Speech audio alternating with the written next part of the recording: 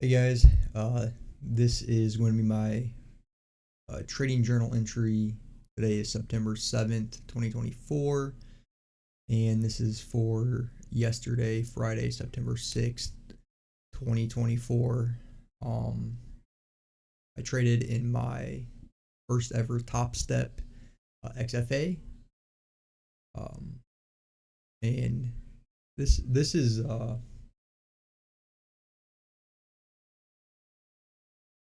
this is just for me. I'm making these videos to track my progress. If you find it helpful and you want to follow along, um, more than welcome to. But these videos are uh, just for me right now. So I traded my first XFA. I've had plenty of PAs with Apex before, so this wasn't my first funding experience. I think it's important to note, number one, I said I wasn't going to trade yesterday, and I did. Number two, I'm not sitting at the chart actively trading. I'm literally at work trying to trade off my phone. And I have struggled with doing that for a long time. I have much more success when I'm trading at the computer and I'm able to look at a screen that's much bigger and there's not so much going on, but I continue to try to trade. At home I've tried, or at work, because of the volatility of the market, I've tried to trade Asia and London at home at night with not much success. You've worked all day, you come home, you're tired, things don't go well. London, it's hard. I mean, I would have to commit to sleeping 3 or 4 hours a night in order to get up and trade London and then go to work. So I've struggled right now. I'm struggling with where and how to trade now that I have a full-time job again. So Friday, wasn't going to trade, and I traded. Not only did I trade, I managed to blow the entire funded account up in one day trading micros on the ES. So if we jump over here, I managed to remember the button. There we go. Yeah, we are looking at the ES Friday. What I was looking at on my phone, and it's amazing to look back at this chart. Remember this. When you're looking at your phone, it looks a little different than my computer screen. My computer screen is it's a TV. It's, I don't know if it's 42 or whatever inches big, and pound it into your head that going to work and using a little tiny phone screen that you can barely see, and you're only looking at one time frame, has not done you well, and you continue to do the same stupid thing over and over, and it's frustrating you because you see other people making money and you want to make money and you want to do what they're doing, even though you know that you have a different way of trading than they do. And so let's get into the first trade. What I was looking at was the ES. And this is also maybe is important to note that you normally trade the NASDAQ and you switch to trade the ES because you thought it was lose you less money. And the problem with that is in the NASDAQ, I know exactly in my head what my stop loss point is going to be, so I know what I'm going to lose. And the ES, I really didn't know. I just assumed, okay, well, I've got micro, so I'll be okay. Well, turns out when you don't know the exact amount of money you're going to lose, it gets pretty dicey. So what I was looking at was the white line is going to be the 20 SMA on my chart. And I was looking at this nice pop here, and the bell was right here. So we could put a line here at 9:30 if we wanted to. So 9:30, the bell. I didn't trade before the bell. So this opens up, and I was kind of looking back here and seeing how we were getting above these highs. Maybe looking back now, actually, I think if we look right here, and this is this is a lot of the problem I keep having here. So here's a bit of a high here we had. Yeah, we literally just swept it and sold off after that. So, you know, right off the jump, here's a problem with you trading on your phone where you're not referencing, you're literally on your phone seeing this small area in time, and you're not referencing back to maybe where some of our higher areas are. It would have been important if we had that marked out to see how we reacted to this level, especially right off the bell here. So anyway, what I was looking at was this down here. And so what I was visualizing was, and maybe I'm wrong, I was visualizing this as an order block. Again, maybe I was wrong in that. And I was listening to Top Step TV, and which I don't blame them for anything. So we had a bit of a fair value gap I was looking at here, but I was more interested in this lower area just because I thought that it would minimize my risk versus getting in here, or maybe even saying that this was an order block. And you can see it did have some reaction off of it. So what happened for me was the market started selling off, and I was also listening to Top Step, and it seemed like some of the levels they were trying to bounce this off at, which I believe was up around this area, which was this imbalance in the market that we were kind of synced up on that same thing. And so I tried bouncing this and getting long right around this 50% level, I believe it was. And as you can tell, I got in somewhere in here, and it never went in profit. It just kept selling off, which inherently is okay if I would have stopped out right here. And so what happened was I got in, and I was targeting the highs up here, okay? So number one, what I continue to find myself with is, if this trade would have went in my favor, I would not have scaled out on the way up and then got out right up here. I would have held that. I got in with 3 micros, and I would have held this all the way up to what I would have called the take profit. And the risk to reward, right? Your stop losses here, your target up here would have been great. But that's something that needs to be worked on to scale out as we go up, and you'll see why later. So what happened was, this obviously just, it completely sells off on me, and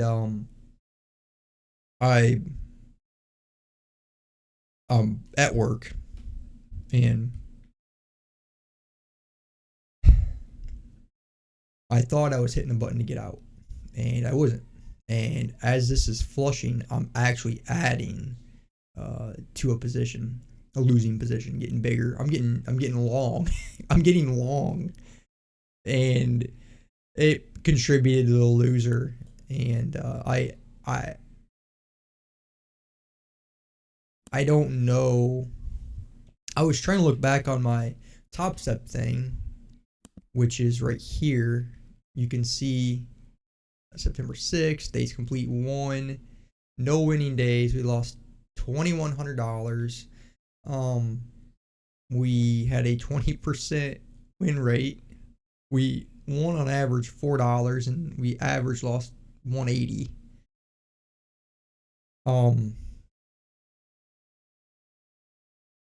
But I was trying to figure out where exactly I had gotten in and gotten out at.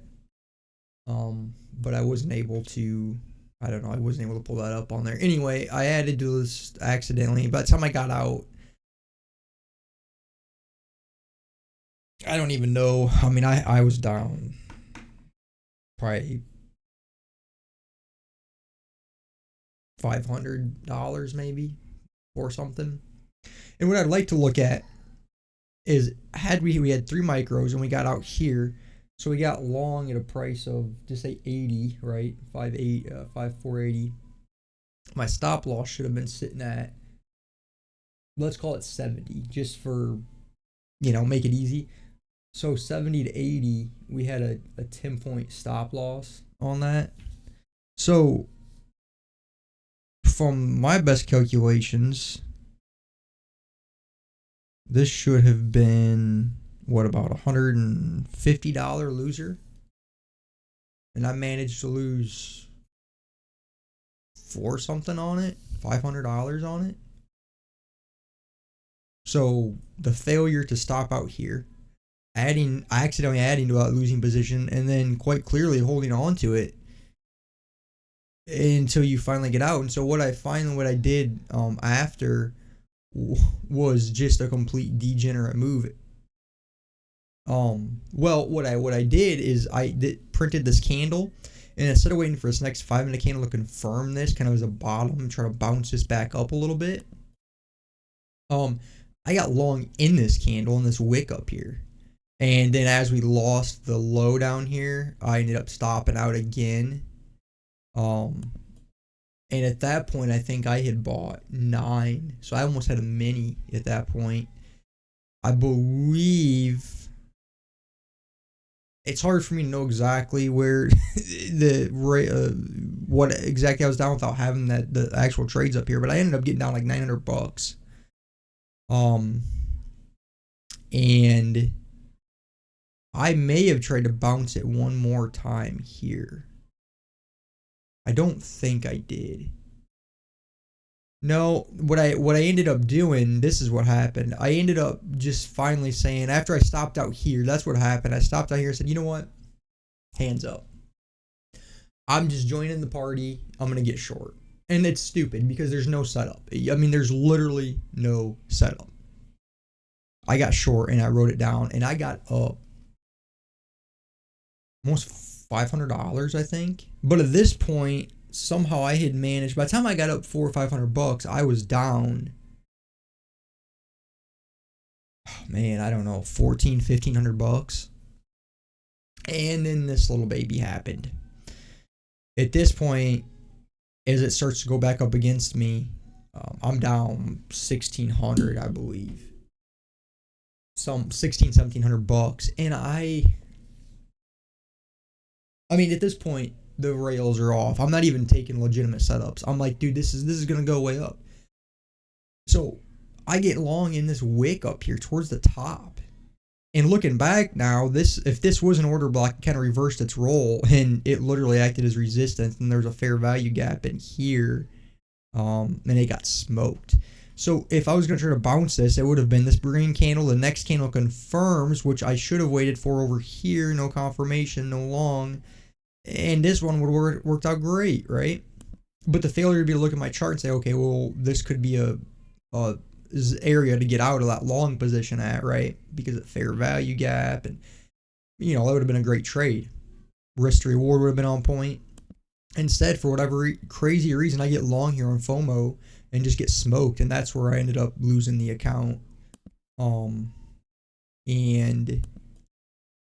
so then I decided to go to Apex and get one of their accounts real quick. Smart move, right? Because when you're on tilt, that's what you should do. And I did. I got a $25,000 account. This was a $50,000 account. So XFA, gone, done. Even when I got up money on it, I didn't take it, right? And at that point, when I did get up money, I was smoked on it. So number one, right, before we go on, Brandon, let's look here. Stop loss was not respected. You accidentally mismanaged a position. So what happened here? I'm not going to sit here and say that maybe the trade setup wasn't valid. I mean, you had a stop loss. You had to take profit. And if you lost, say, $150 on this trade, was it going to kill you? It shouldn't have.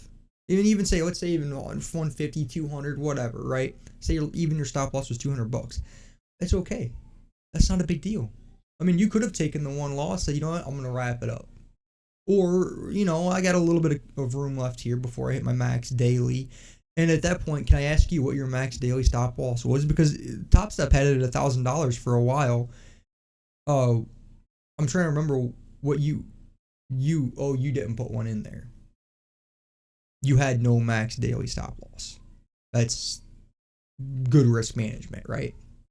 So a mismanagement of this trade, not having a max daily stop loss, letting FOMO kick in and just taking trades that weren't even there. You're trying to trade on your phone. You're not looking at real setups. You believed this was your real setup and it didn't work. And then even with, you know, without even being able to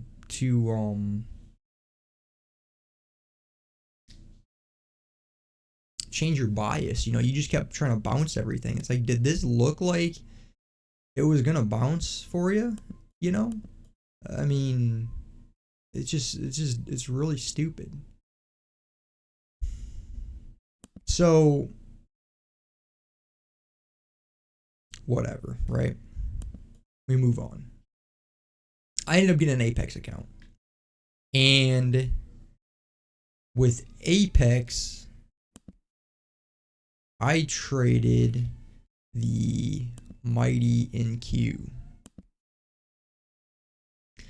And what I was looking at that point in time was over here. I believe it was. So what I looked at, I just seen this all the way up and all the way down. So what I looked at on this, if I can figure out, there's my tool. Again, maybe I'm wrong. I don't know. Maybe I'm wrong. I looked at this as being an order block, and we had that massive rejection off of it.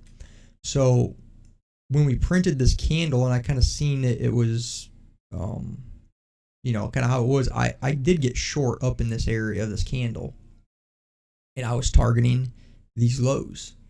Okay, so we're targeting these lows, and you really have to scratch your head on this. Targeting these lows, I have 2 minis. Okay, I have 2 minis. Crazy. On a 25K account, full tilt. So it goes down, it kind of bounces back up on me. I was up pretty decent money here, because I had 1 mini and then I added to it. I probably added to it up here on this bounce, and it comes all the way down here. And this whole time I'm telling myself, man, I don't know, it's giving you, you're getting close. This is why I didn't take my profits in here, because it didn't hit this exact mark. Look at that. There's a little bit of a gap right there. A few points. It didn't hit it. It's like I was up $1,200 or $1,300 on a 25K eval, and I didn't take it because it didn't hit to a tick my take profit. How absolutely. I mean, if you're not on full tilt at that point, and again on my phone, it's so crazy because on my phone it didn't look like it was this close. I sat down after I got home from work and I said, "Oh my gosh," but it didn't hit it.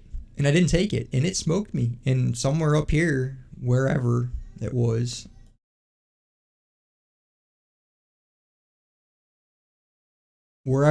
up in here, whatever, I ended up getting stopped out on that trade. And then I had a Top Step combine. And on a Top Step combine, I took this 20 SMA break. And I didn't take much off of this. On the way up, I probably got out up here somewhere. I ended up taking some money off. I made 6 something, I guess. And then later on, I seen we traded back up into what I'm calling an order block. Again, I might be completely wrong. And as it traded back up into here, I just took a stab on 3 micros and a stop loss above up here. Who knows if I would have respected it, because I didn't respect anything else that day. And I got in, and as it sold off right here to this 20, I just took my profits off. I would like to remind myself at that point, was that wrong? I put like an extra $160 or whatever, somewhere around there, $100 and some odd on this trade. Was that bad?